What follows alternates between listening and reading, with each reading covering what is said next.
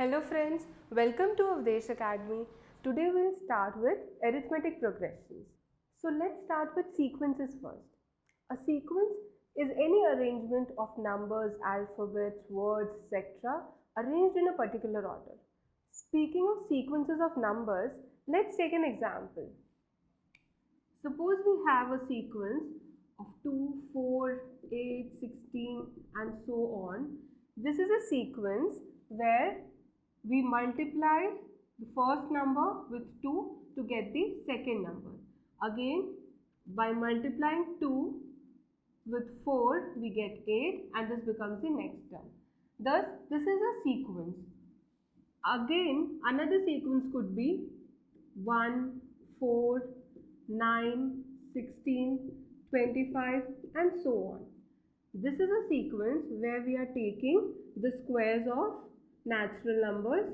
That is, the first term is 1 square, second term is 2 square, third term is 3 square and so on. Another type of sequence can be, suppose we start with 2, the next term is 5 and the next term is 8 and the next term is 11 and so on. In this type of sequence, here the common difference between any two terms is the same. That is, here the difference is 3 between all the terms, and such type of sequences are called an AP. Another type of sequence, that is the one we saw here, that is the difference was multiplied. This type of sequence is called a geometric progression, which is not in our course right now. You will study about GP in the next class. Now, an AP can be finite or infinite based on the number of terms it has. Now, suppose this is an AP which we took in our earlier example. By writing this dot dot dot, it means that this AP is infinite and it has infinite terms. So, in this case, we can represent any term with an, where n is the number of terms, as a plus n minus 1 into d. Here, a is your first term. So, in this example, your a is 2. D is the common difference, which can be written as ak minus 1. That is the difference between the two consecutive terms, where we take the second or the right hand side of the term minus the left hand side of the term. That is, you will only do 5 minus 2 and not 2 minus 5 to get the common difference. Now, if you have to find any term of this AP, suppose we have to find the 20th term. So, your n will be 20 in this equation and your A20 would be A, that is 2 here, plus n minus 1, n is 20, so n minus 1 is 19 and D is 5 minus 2 or 3 in this case. Thus, this is how you will calculate your 20th term. So, this comes out to be 2 plus 57 or 59. So, this is how we have calculated the 20th term of this AP, and this is exactly how you can calculate any nth term given the n. Here, the only formula you have to remember is this. This formula is very important for you and we will solve few questions based on this formula alone. So, let's take a first question. Now, suppose you are given that A equals 6 and D equals minus 2 and you have to find the AP. Now, the formula we were using is an equals a plus n minus 1 into d. Now, you have the a, you have the d, you have to find the AP. So, you will calculate the terms one by one.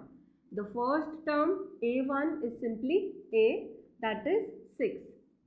The next term will be a2. This would be a plus n is 2, so n minus 1 is 1. 1d is simply d. So A is 6 and D is given to you as -2. So this comes out to be 4. The next term, that is A3, would be A plus 3 minus 1, that is 2D, or 6 plus 2 into -2, or 6 minus 4, 2. Now you have got your 3 terms. Thus you can write your AP as 6, 4, 2 and so on. In the next question we have, suppose the AP is 2, 7, 12 and so on, and you have to find the 10th term. Now again, whenever you are given the AP, you need to write down what all is given to you. Now here, from the AP, you can see that the first term is 2, thus your A becomes 2. D can be calculated as 7 minus 2 or 5. It's not necessary to always take the first 2 terms. Since the difference is always same, you can take any 2 terms. Like, you can also write it as 12 minus 7 and you will again get 5. N is the term you have to find, and here you have to find the 10th term, so N becomes 10. Again going back to the same old formula, that is An equals A plus N minus 1 into D. We have to find the 10th term, that is A10. A is 2, N is 10, that is N minus 1 becomes 9 and D is 5. So this comes out to be 2 plus 45 or 47. Thus the 10th term of this AP would be 47. Now let's take another problem. Which term of the AP 21, 18, 15 and so on is minus 81? Also, is any term 0? Give reason for your answer.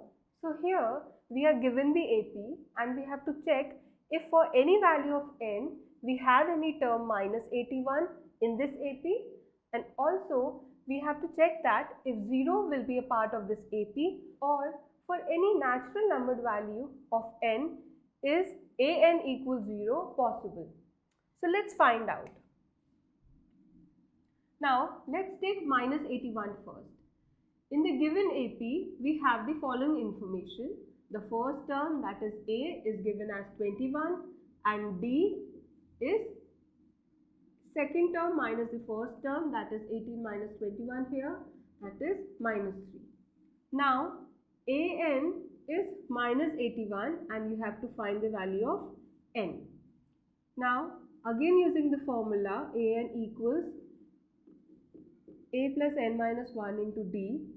An is minus 81, A is 21, N we have to find out, and D is minus 3. Thus this becomes 21 minus 3n plus 3, or 24 minus 3n, and here we have minus 81. So 3n is 24 plus 81 or 105, and thus n is 105 upon 3, that is 35. Since this is a whole number, therefore we will say that An equals minus 81 is possible, or minus 81 would be 35th term of this AP.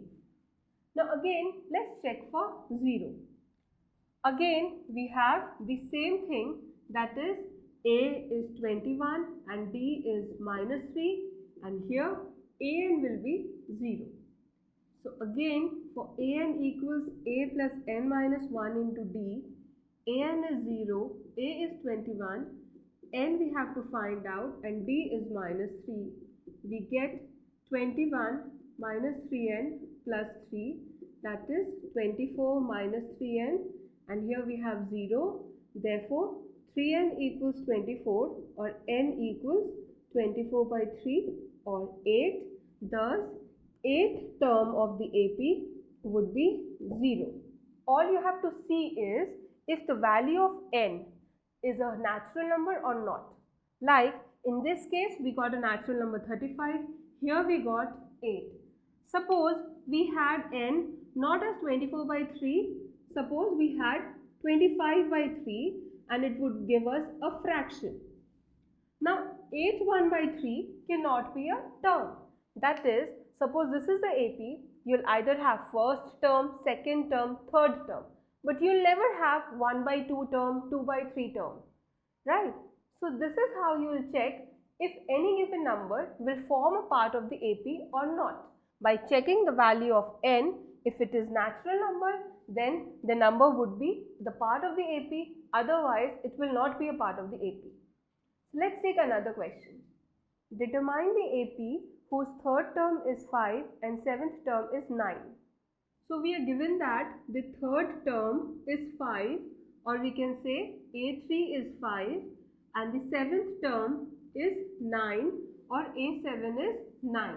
Now again, using the formula an equals a plus n minus 1 into d, A3 becomes a plus 2d, which is given as 5, and A7 is a plus 60, and this is given as 9. Now you can use the elimination method to eliminate a from here, and we'll get minus 4d as minus 4, that is d would be 1. Now we have got our d. We can put this value in any of the equations to find the value of a.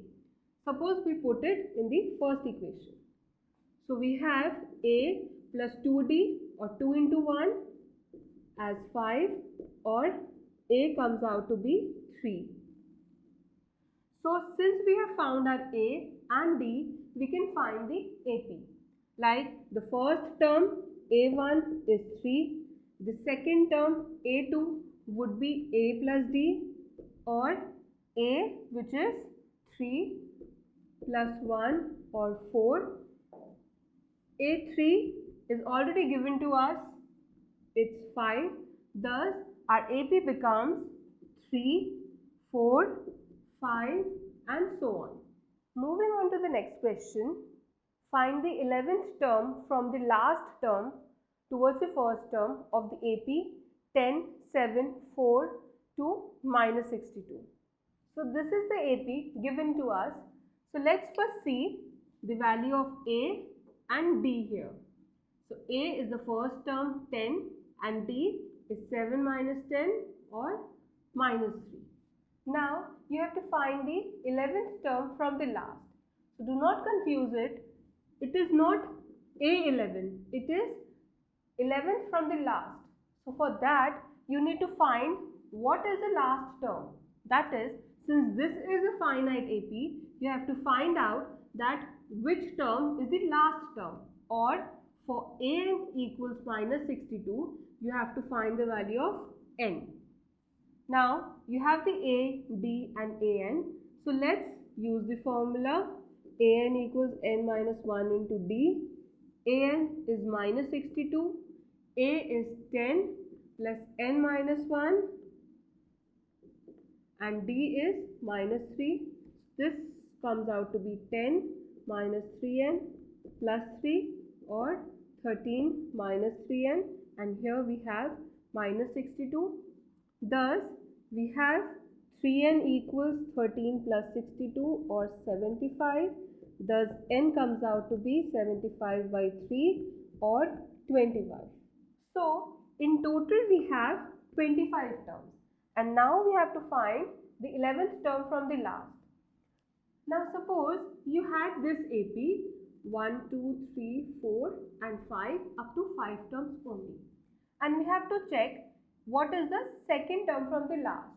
Here the total terms is 5. If we say the second last term, we'll do 5 minus 2 plus 1. This plus 1 is the important part, because see, if you do 5 minus 2, that is third term, it would become this, but this is the third last term and not the second last term. Now we are adding the plus 1 here because in subtraction, let's say in 5 minus 2, what we do is the elementary subtraction, where you put the 5 marks and then you subtracted the 2 and you get 3. Now here we are not including this one, right? Because when we are talking about second from the last, it means we are only excluding 1 and not 2. Thus, you'll add the 1 here. So, your second last term here would be 5 minus 2 plus 1, or the fourth term from the beginning. So, when n equals 25 and you have to find the 11th term from the last, you will do a 25 minus 11 plus 1. And this would mean you have to find a 15. Now, for n equals 15, a equals 10 and d equals minus 3, your a15 would be a plus 14d. A is 10, 14 into d is minus 3. So this comes out to be 10 minus 42 or minus 32. Moving on to the next question. For what value of n are the nth terms of two APs 63, 65, 67 and so on, and 3, 10, 17 and so on equal? So we are given two APs here. Here A is 63 and D is 65 minus 63, that is 2. In this AP, the A, let's denote it by A dash, it's 3 here, and the D dash is 10 minus 3 or 7 over here. Now, you have to find the value of n for which an of both these AP is equal. That is, if you take an here and an dash here, you have to find the value of n for which an would be equal to an dash. Now, let's calculate an here. An would be a plus n minus 1 into d here. A is 63, n we have to find out, and d here is 2. So this becomes 63 plus 2n minus 2 or 61 plus 2n. This is our an. In the second AP, here we have an dash as a dash plus n minus 1 into d dash. A dash is 3, n minus 1 into d dash is 7. Thus, here we have 3 plus 7n minus 7 or 7n minus 4. Now, these two terms are equal. So, we have 61 plus 2n equals 7n minus 4, or we can say that 61 plus 4 equals 7n minus 2n, or 5n is 65, or n equals 13. Thus, the 13th term of both these APs would be equal. Let's take another problem. Subba Rao started work in 1995 at an annual salary of 5,000 and received an increment of 200 each year. In which year did his income reach 7,000? So, Subba Rao started with 5,000, so A becomes 5,000, and his annual increment was 200, so D becomes 200. Thus, your AP would become 5,000, 5,200, 5,400 and so on, and you have to find when will his income reach 7,000. That is, an is 7,000 and you have to find n. Now, using the formula an equals a plus n minus 1 into d, an is 7,000, a is 5,000 plus n minus 1 and d is 200. Thus, 7,000 minus 5,000 equals n minus 1 into 200, or 2,000 equals 200 into n minus 1. Thus, n minus 1 equals, this gets cancelled and we have 10 over here. That is, n minus 1 equals 10 or n equals 11. Now 11 is not our answer. We have to find the year in which his income becomes 7,000. He started with 5,000 in 1995. Thus, adding 11, that is 11th year from 1995, which would be 2006, this would be our answer. The last question for this topic is, how many 3-digit numbers are divisible by 7? Now, to start, remember we have to only check the 3-digit numbers. So, the smallest 3-digit number is 100 and the last is 999. Now, to form the AP, first check which would be the smallest number which would be divisible by 7. So, for that, divide 100 by 7 and you'll get 1, 4 and 2 as a remainder. So, you'll get the first multiple of 7 at 105. So, 105 will become your first term. And since we are talking about divisibility by 7, so the common difference here would be 7. The next term would be 112 and so on. To find the last term, you will divide 999 by 7 and you will get 142 and you will get 5 as the remainder. Thus, you subtract this 5 from 999 and the last term would be 994. Now, here is your AP. D is 7, A is 105 and AN is 994. All you have to find out is the value of N. Now, this becomes easy peasy from here on, and AN equals A plus N minus 1 into D.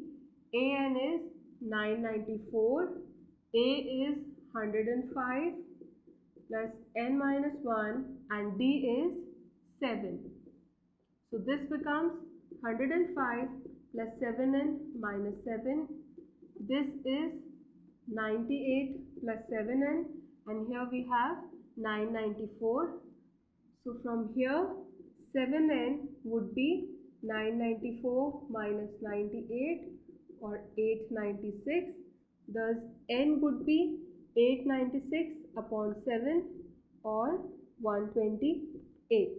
Thus there would be 128 numbers of 3 digits which would be divisible by 7. So that's it in this lesson. In the next lesson, we'll discuss about the sum of n terms of the AP and the word problems. So that's it for today. Remember to take the test. Thank you for watching. Goodbye.